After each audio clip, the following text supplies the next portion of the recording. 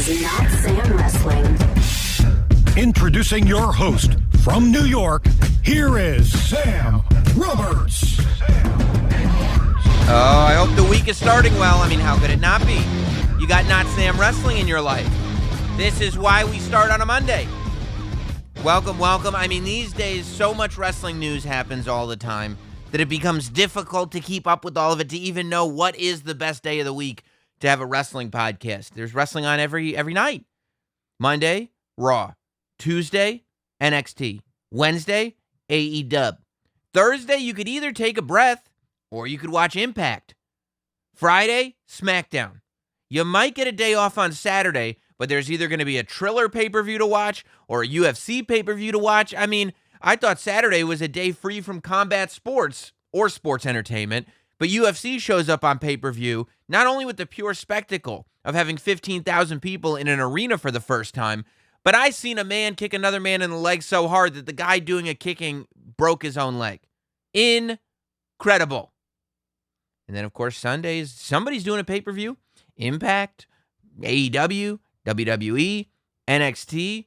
So there's always stuff to talk about. And quite frankly, there's all the news that breaks. You know, every Thursday, we do Thursday, Not Sam Thursday, the bonus podcast exclusively for the folks at patreon.com/NotSamWrestling, the Not Sam Shills as they're known. And we kind of just cover what's gone on throughout the week, usually. And usually that suffices, but quite frankly, so much has happened just since Thursday afternoon that I could have done a whole nother podcast and then jumped on here for our traditional Not Sam Wrestling Franchise Monday show. But I did want to give a shout out to one person who we found out publicly lost their job, is no longer employed by WWE, and that's Joe Villa.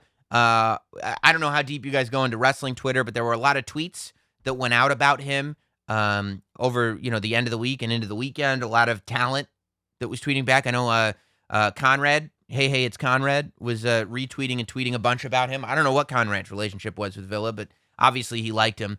I don't know. I saw Carmella tweeting and Charlotte tweeting and, a lot of talent. And Joe Villa was a guy who, he worked in PR. And so not only did he help people book interviews, but he also would accompany the talent to said interviews and kind of help them out. And like a newer talent, he would kind of help with the media training and stuff like that. And you can see him, in throughout the years.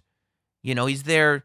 When I interviewed Randy Orton years ago, and Randy cursed. I don't know if you can see Joe in the video, but Randy a couple of times kind of sheepishly looks at the corporate person that's with him because he's breaking the rules and knowingly breaking the rules. But that was Joe Villa that was with him, and Joe Villa that had to deal with that. But the reason I bring up Joe Villa is because he is pretty significant to this podcast. Not only was Joe the first person to give me the time of day whatsoever that worked behind the scenes at WWE. I mean, Joe Villa was the first person in WWE to be like, yeah, we can work with you. Yeah, you should come to the press conferences. Yeah, I can get you this interview. Yeah, I can do that for you. That was Joe. But most importantly, anybody that has enjoyed either live and in person or on YouTube on video any of the live events we've done, specifically the SummerSlam events that we did at Caroline's while WWE was doing SummerSlam in New York, those events where we had the Good Brothers on, where we had Kevin Owens on, Sasha Banks, Alexa Bliss, Samoa Joe. All of those live SummerSlam events, you can completely thank Joe Villa for the fact that they were pulled off at all. As a matter of fact, the first SummerSlam show that we ever did, the guests were Corey Graves and Paul Heyman. And the only reason that show happened is because Joe actually went into his personal Rolodex. He went into his phone and said, hey, I really want to help pull this event off. Hey, Graves, are you around to do it? Hey, Paul Heyman, are you around to do it? And those guys said yes to Joe. And that's why they were there. And from that point on, it became an annual event, but only because of what Joe did year one. And it really was only an annual event, I believe, because of the support Joe showed for it within the company every year that we pulled it off. So I have a lot of thanks to give to that man for what he did in his career to help me throughout my career. And anybody that's enjoyed this podcast, quite frankly, has a lot to thank him for too. He's the man. So, and I'm sure that he'll find a grand spot wherever he ends up next. I don't think it'll be any problem for Mr. Joe Villa. I thought SmackDown was really good. I'm really enjoying on commentary the evolution of Pat McAfee's commentary. I love, so like Pat McAfee is like, he's just such an energetic guy, right? And he tries to make everything feel like an event. He did it every time we did a takeover pre-show. Let's make the pre-show the show, everything. And so it's like getting to see him not come on as a guest on commentary, right? Because when he would come on when he came on NXT as a guest on color commentary, number one, he had a clear goal, which was to start a program with Adam Cole. And by the way, don't think I've forgotten all the people that talked all kinds of smack about Pat McAfee back then. But he had a specific goal then, right? And it was kind of, and it's to make it about Pat. Because again, we're going into this story that is going to be about Pat and Adam Cole. And when he was a guest on Smackdown a couple of years ago, after the Saudi trip, it was like, hey, this is an event. Pat McAfee is here for one night only. So it's like, you be as Pat McAfee as you possibly can be. When you're going to be the SmackDown color commentator every week, that's when it becomes, okay, this is going to be my job now. Your job is to now put over the stories and to put over the talent. So I really enjoyed, I thought that there was a clear differential from week 1 to week 2. I think that if you're paying attention to it, you can kind of hear the work that Pat's doing on himself. And I think he's doing a great job. And I am very much enjoying listening to Pat settle in and find the energy between himself and Michael Cole. And, what am I going to do? I feel like every week now we jump on the air and talk about how amazing Michael Cole is, and we could do that. Nothing has changed. But I'm liking that team. I thought I think the Cesaro stuff is great. I want to get a military jacket that has my Instagram handle on it too. I see. I like the storytelling that goes on SmackDown because it's the storytelling that I like in wrestling. In wrestling, I think you should have micro storytelling per episode, and those micro stories help the macro storytelling. So really, we're telling one story. So we're telling, like, there's 3 levels. We're telling a story that goes from WrestleMania to WrestleMania Backlash, which will then take us to WrestleMania Money in the Bank, and then eventually WrestleMania SummerSlam.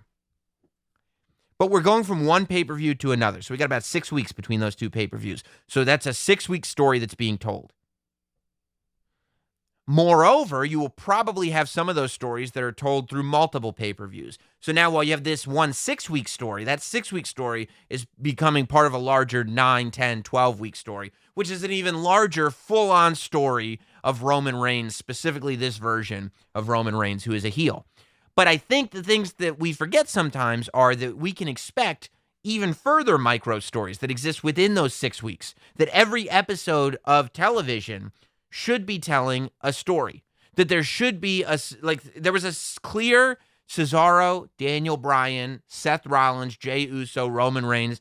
There was a story that was told from the beginning to the end of SmackDown. And the same thing happened on SmackDown last week, and I believed I talked about it last week, because that is how stories in wrestling, I believe, are told most effectively. I think too often, like, part of me, even on SmackDown, I think on Raw, they do a lot of adding elements in that could be stories, and for whatever reason, they decide not to tell a story. A couple of weeks ago, when we had that triple threat main event on Raw, or I think it was Braun, Randy, and Drew, to find out who's going to be the number 1 WrestleMania contender at WrestleMania Backlash for the WrestleMania WWE Championship. That could have been a story. You could have taken the time to tell a story. You got 3 hours.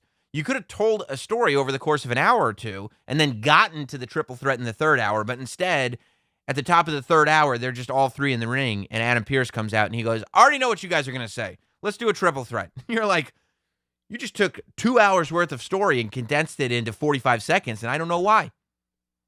Or I talked about it on Thursday, Notsam Thursday. This week, The fact that the Nia Jax thing, after the Nia Jax match, in one segment, in one TV segment that was about 90 seconds long, if that, you went from Mandy and Dana Brooke to Nia confronting them, to Shayna confronting Nia, to Angel Garza hitting on Nia Jax and bringing up Reginald, who wasn't even there. Like, this whole thing, there's so much going on in that segment that I left going like, I don't know what to think about. I don't know if the story is with Dana and Mandy. I don't know if the story is between Nia and Shayna. I don't know if the story is between Garza and Nia. Like, it's three different stories that you're all told within 45, 60 seconds. And you're like, slow it down. Like, there's three stories here that I could be interested in. Let's take the time to tell all three. We can do this over the course of maybe a match in 2 segments over the course of 2 hours. Make it so that on Raw, since you've got 3 hours, give me through lines throughout the show. Instead of just hitting me with a segment and it's like just a sledgehammer to the face. I feel like I'm in an Iron Man match against Triple H. It's long and people keep hitting me in the face with sledgehammers. Take it easy. Take it easy. Tell me these stories instead of just going like, okay, it's almost like you're deliberately choosing to not tell a micro story with some of these elements. And for the life of me, it makes no sense. That's why, like, the idea that on SmackDown, you do have a story throughout the episode, and that story is a chapter. Like, each episode is a chapter, and each chapter has its own story. That's how wrestling should be, especially in this day and age. But I don't know, man. I mean, I'm already confused. I'll tell you what I liked on Raw. Matt Riddle winning. I hope we get Riddle winning every week on Raw. I mean, I believe that we can build Matt Riddle. Look, it'll never happen. It won't happen in a million years. But if it was up to me, Matt Riddle doesn't lose again. And we go to SummerSlam, unless you're going to do, and this is going to be crazy, but unless your number one match for SummerSlam for Lashley, first of all, keep the title on Lashley. Do not put the title on Drew McIntyre at SummerSlam, King of the Ring, WrestleMania, Backlash. Don't put the title on McIntyre. You know, I believe that we need to see McIntyre struggle at this point. You know, I think that there has been some setbacks in the character development. None of this is the fault of the performer, but just in the story that's been told, the support for Drew McIntyre, in my opinion, is not there like it used to be. I believe that we need to feel like Drew needs our support again. Because right now, he wins, he loses, he treats the entire locker room like a bunch of schmucks. None of it matters. He just gets more opportunities. He's cemented as the top guy, and that's dangerous territory. When Drew went to WrestleMania last year and beat Brock Lesnar, it was this Drew that, like, a lot of the audience was going, why wouldn't this guy get more title matches? Why doesn't this guy get more opportunity? And he finally gets this opportunity, and he knocks it out of the park. We need to feel that to some extent again. It's never going to be exactly the same, but we need to get that feeling, you know? And I think that bringing Drew down, maybe just one peg, just right below, and not having, that doesn't mean you have him lose a bunch. I think you have him lose to Lashley in your house, Judgment Day, Backlash, WrestleMania, Taboo Tuesday. You have Drew McIntyre lose that match, and then don't have him lose again. But have him beat other people. Like, have him not be in the title picture. Don't have him fight Randy Orton. You maybe next pay-per-view you do Braun Strowman versus Drew McIntyre. Maybe you do, I don't know. Come up with some folks and have them fight Drew McIntyre. And let Drew McIntyre maybe build his way back up to getting that championship opportunity. I think you leave the title on Lashley. I think the biggest match you could possibly do at SummerSlam, maybe you bring Edge to Raw and have Edge versus Drew McIntyre at SummerSlam. Not for the title. That's just your SummerSlam match. That way you still got Drew in a big match. I don't think that Drew needs to get on the back burner. I just don't think he needs to be in the title conversation for a while so that people go, hey, why isn't Drew in the title conversation? Let people ask these questions. But yeah, so you could do Edge versus Drew at SummerSlam, and then Brock Lesnar versus Bobby Lashley is clearly the match people are waiting to see.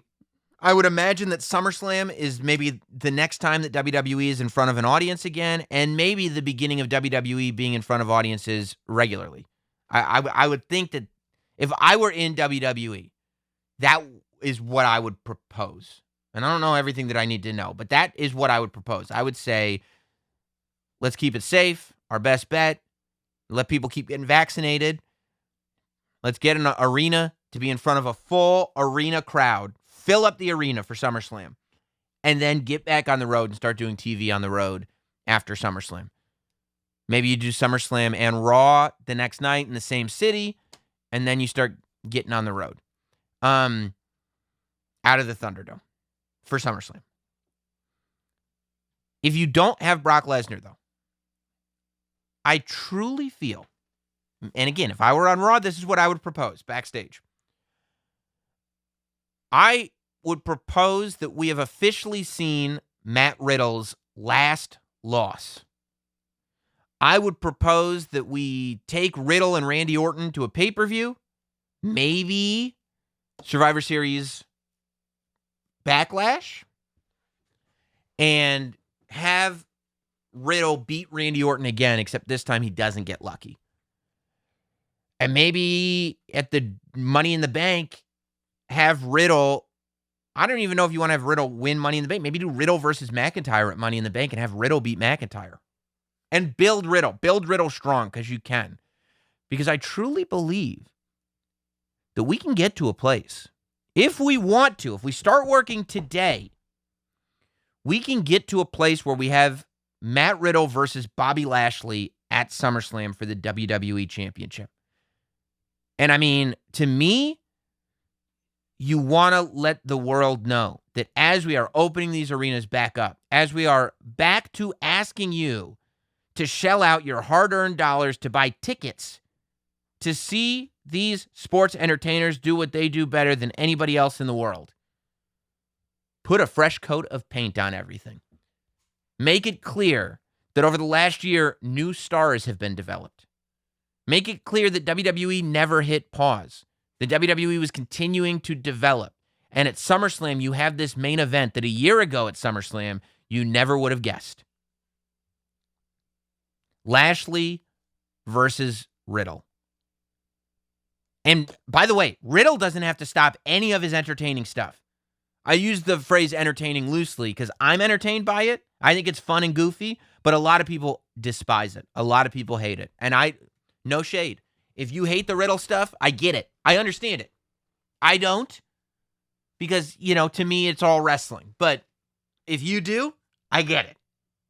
I get watching it, I go, this is ridiculous to me in a funny way. I get where somebody would hate it.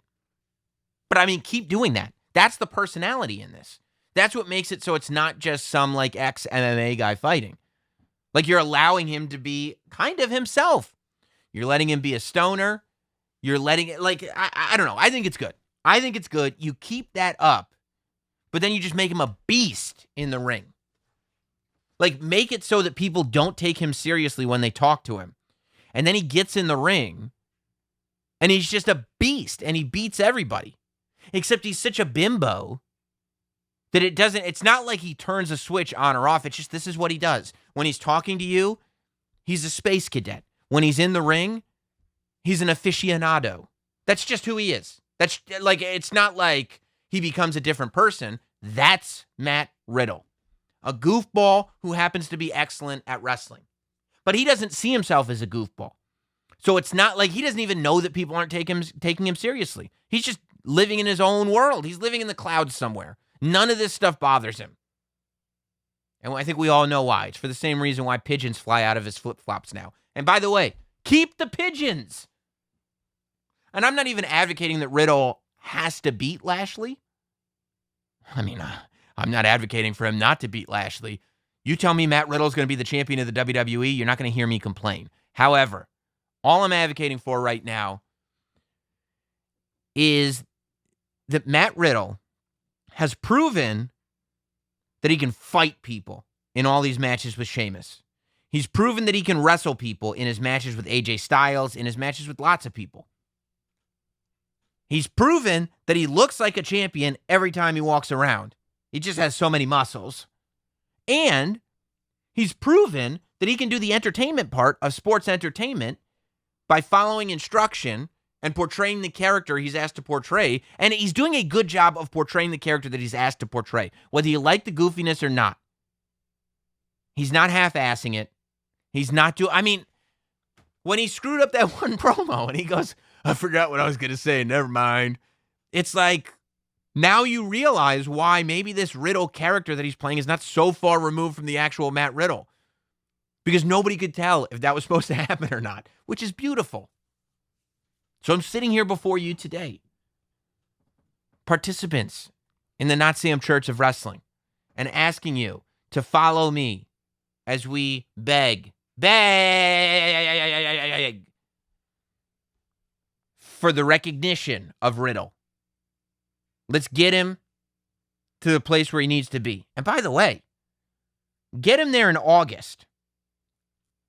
You could have him lose to Lashley. By October, you draft him to SummerSlam. I'm telling you right now. Oh, I'm getting goosebumps again when I give myself these ideas. Sometimes I get these goosebumps. Even if he lost to Lashley at SummerSlam and then kept beating people after Lashley, draft him to Smackdown. You start headlining pay-per-views with heel Roman Reigns versus babyface Matt Riddle. Oh my God. Let's head to the pay window. Let's do this. Goofy Matt Riddle and never smiling Roman Reigns in promos together? Come on, guys. Come on, guys. Stay with me here. Do you understand the potential here? All you have to do is have Matt Riddle win his matches. It was so great. Didn't it feel good on Monday when Matt Riddle won the match? Yes. It's like, this is what we should have been doing from the beginning. This is the secret sauce. Just have Matt Riddle win, and you'll be on to it. All your problems will be solved. He's so great. Just have him win matches. And also, as far as T-Bar and Mace go, I like that they have no masks on. Don't beat them with their own masks. Don't have them get beaten up with their own. I don't care how big you are. If I watch somebody take your mask off your face and then hit you with it to the point that you have to retreat, I'm not intimidated. So no more hitting them with masks, please. Also, I'd like to file a missing persons report. AJ Styles, Baron Corbin, most importantly, Omos. I don't know what happened. Hopefully tonight we will see Omos again, because I seen AJ Styles at WrestleMania. I seen Baron Corbin at Backlash, WrestleMania, In Your House, Good Friends, Better Enemies, Beware of Dog, SmackDown, in the Andre the Giant Memorial Battle Royal. And that's the last time I ever heard of Baron Corbin.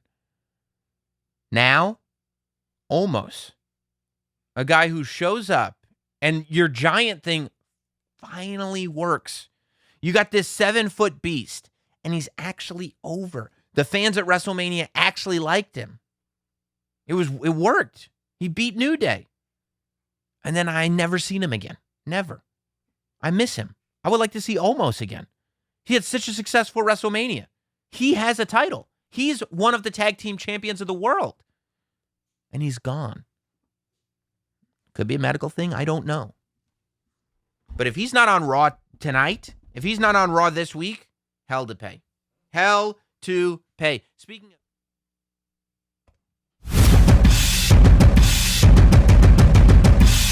Thanks for listening. Follow at Notsam on Twitter, Instagram, Facebook, and YouTube. Rate, review, and subscribe. This has been Notsam Wrestling.